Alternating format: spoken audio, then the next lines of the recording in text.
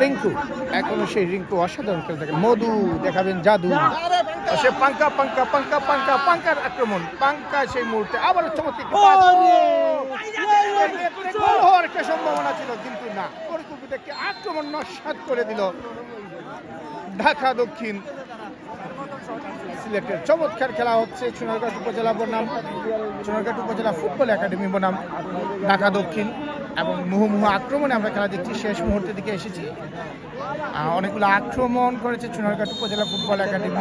জমজমাট খেলা হচ্ছে, হাজার হাজার দর্শক আপনারা দেখেন।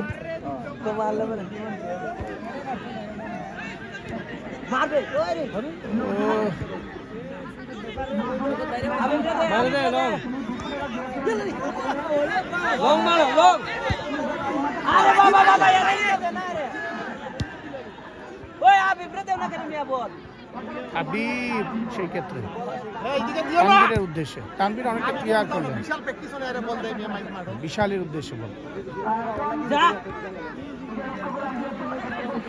আবারও সেই পাঙ্খা রিঙ্কু রিঙ্কু